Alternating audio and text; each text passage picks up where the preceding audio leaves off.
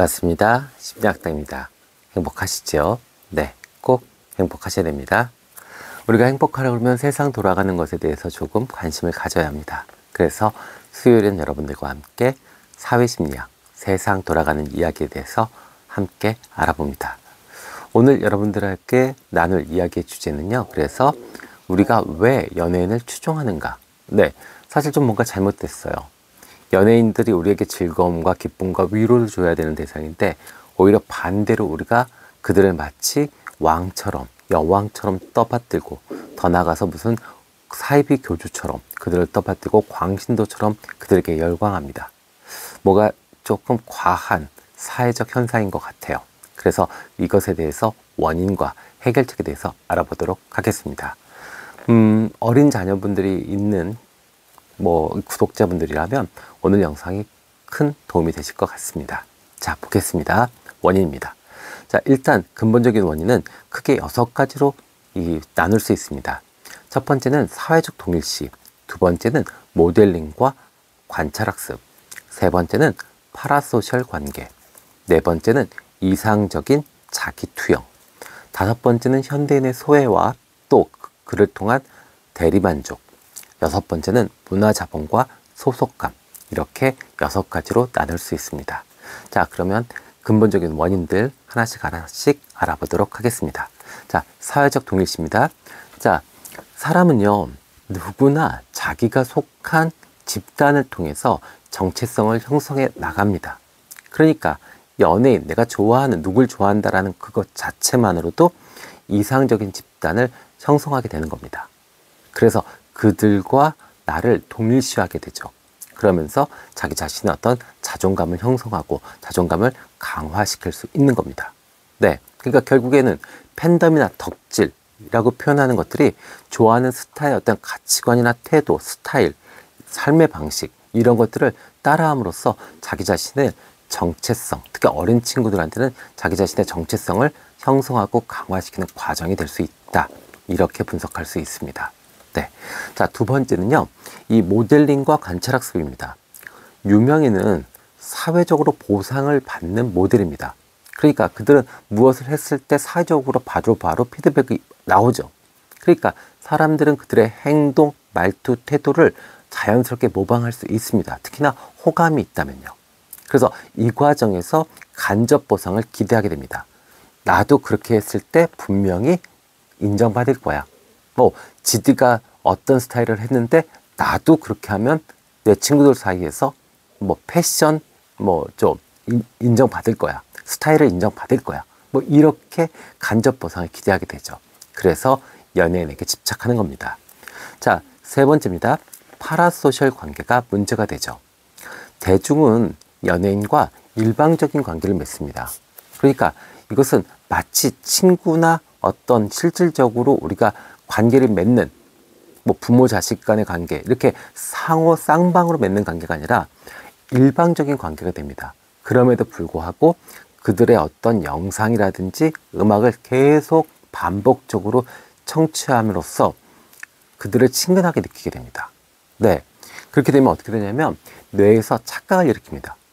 대단히 가까운 사람, 친구, 내가 아는 사람, 더 나아가서 나를 이해하고 나를 지지해주는 내 편이야. 이렇게 착각하게 됩니다.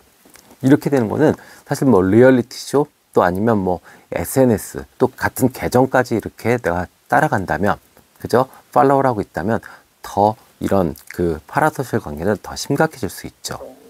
자, 네 번째는요, 이상적인 자기투영입니다. 연예인은 결국 우리가 되고 싶어하는 어떤 이상적 자아의 이미지입니다. 그러니까 그들의 외모, 재능, 또 라이프 스타일, 럭셔리한 삶, 이런 것들 있잖아요. 이것이 현실의 나와 이상적 나의 어떤 간극을 메워줄 수 있는 그런 장점도 있습니다.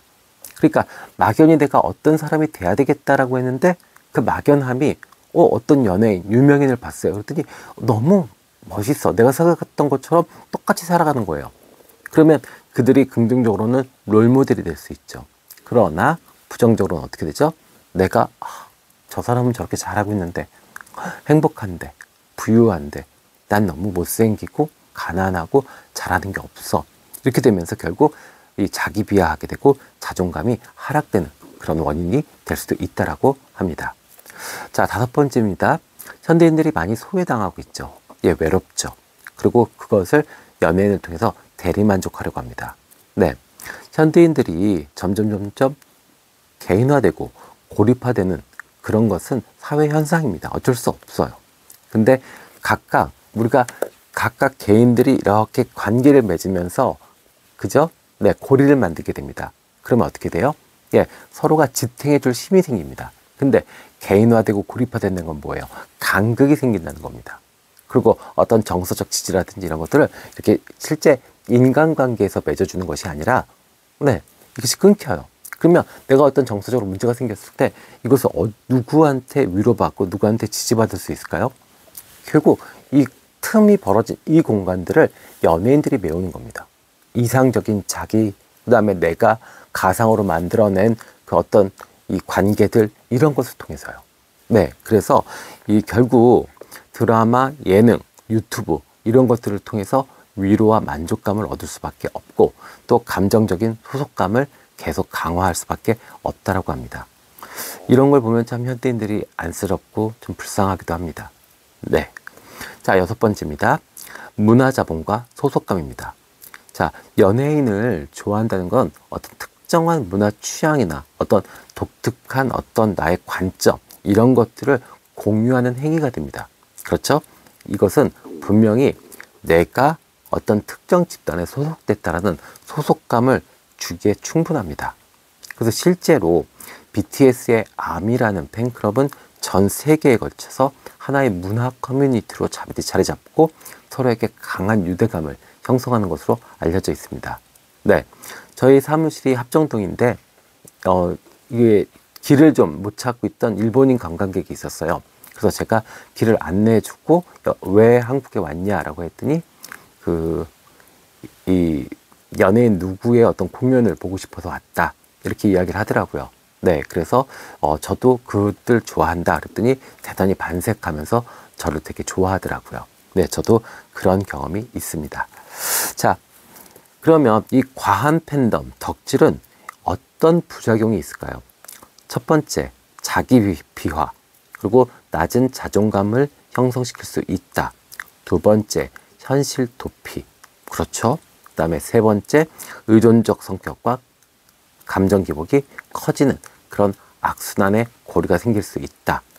자, 그 다음에 네 번째는 현실 관계, 어떤 인간관계의 단절을 시도할 수 있다. 다섯 번째, 과잉 동일시, 망상적 사고가 발생할 수 있다. 여섯 번째, 소비 강박, 그리고 물질에 집착할 수 있다. 이렇게 이 팬덤, 과한 팬덤, 덕질의 부작용이 알려지고 있습니다.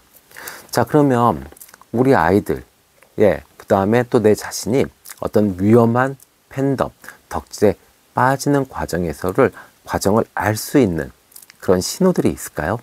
네, 있습니다. 그래서 그것은 대표적으로 7가지 정도로 우리가 분석할 수 있습니다. 그러면 한번 알아볼까요? 네, 자, 위험에 빠지는, 내가 너무 집착하고 너무 깊이 빠지고 있다. 그것을 내 스스로 알아차릴 수 있는 심리적 신호입니다. 첫 번째, 현실 회피성 몰입입니다. 네, 현실의 어떤 일들 있죠. 뭐 공부해야 된다, 아니면 친구들과 뭐 약속이 있다, 뭐 이런 것들을 무시합니다. 그리고 어떻게 돼요? 연예인과 관련되는 뭐 스케줄, 또 컨텐츠, 뭐 이런 것들에만 계속 집착합니다.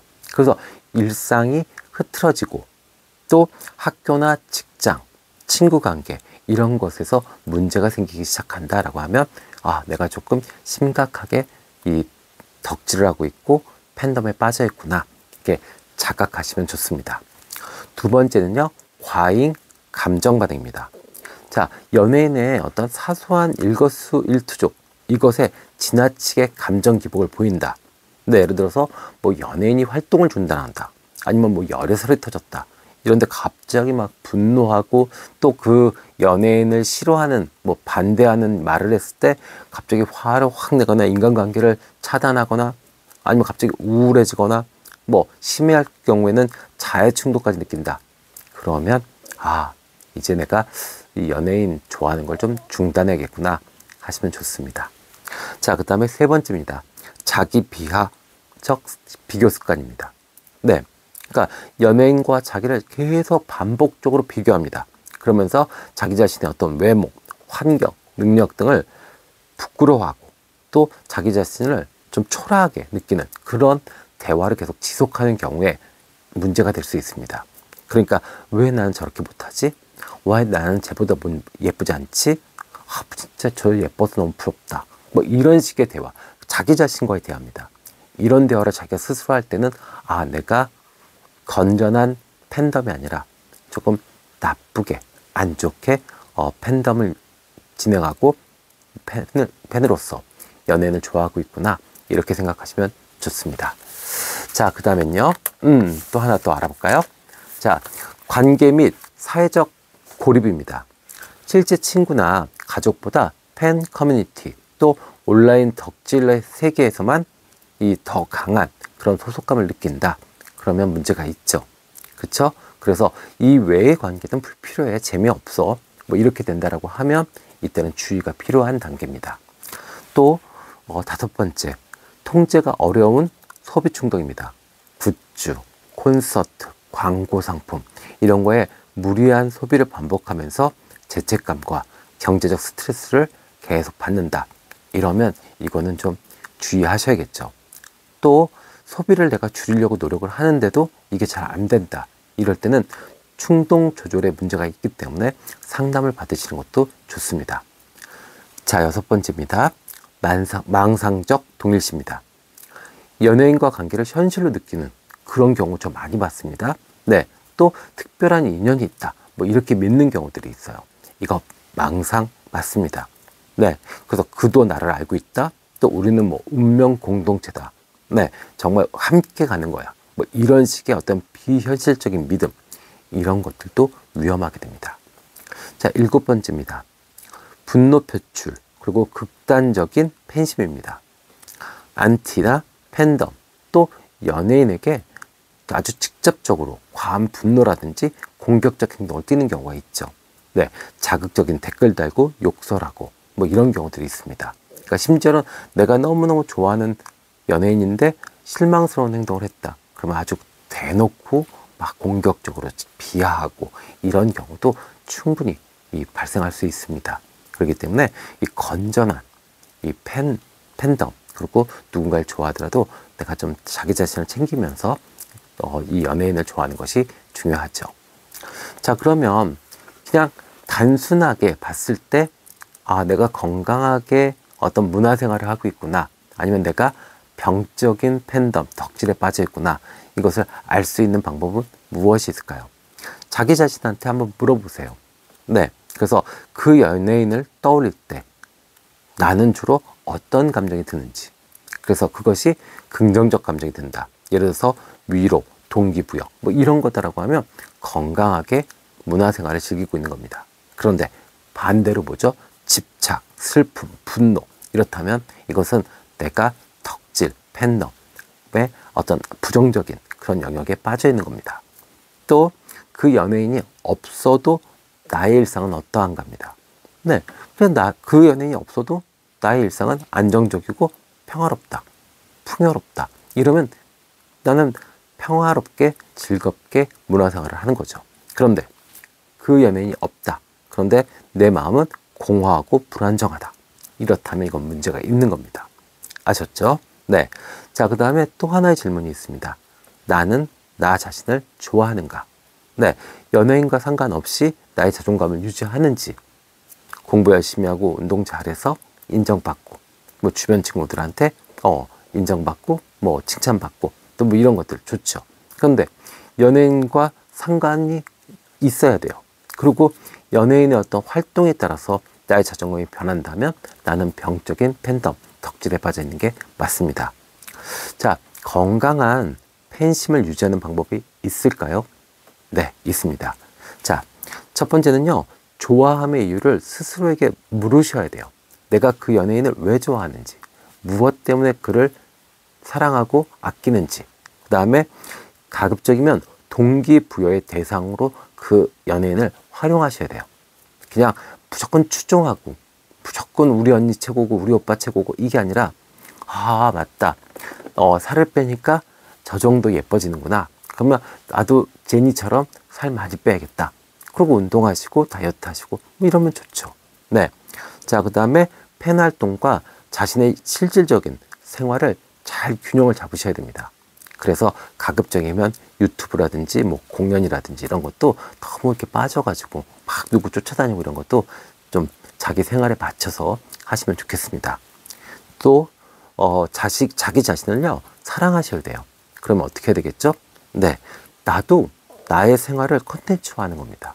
뭐 이 컨텐츠화하는 게 꼭 유튜브로 찍고 뭐 노래를 하고 뭐 이런 거 아니더라도 글로 남겨놓고 또 아니면 작은 기록 같은 거 다이어리 같은 데다 이렇게 매일매일 체크한다든지 이렇게 해서 자기 자신도 가치 있고 의미가 있다라는 것, 이것을 항상 인식시키셔야 됩니다. 그러면 건강한 문화생활 할 수 있습니다. 또 자, 또래와 가족과 팬심을 나누시는 거 좋습니다. 근데 우리가 그렇잖아요. 내가 좋아하는 거 다른 사람들도 좋아하면 좋잖아요. 또 막 자랑하고 싶잖아요. 근데 그것마저 하지 말라는 건 아닙니다. 그런데 상대에게 강요하거나 집착하는 것은 피하셔야 됩니다. 아셨죠? 네. 오늘은 이렇게 뭔가 뭐 좀 잘못된, 그죠? 우리에게 위로와 희망과 용기를 줘야 될 대상인 연예인이 오히려 우리가 그들을 추앙하고 마치 종교처럼 따르는 이상한 문화에 대해서 알아봤습니다. 네. 함께 해주셔서 감사하고요. 지금까지 심리학당이었습니다. 꼭 행복하시기를 기원합니다.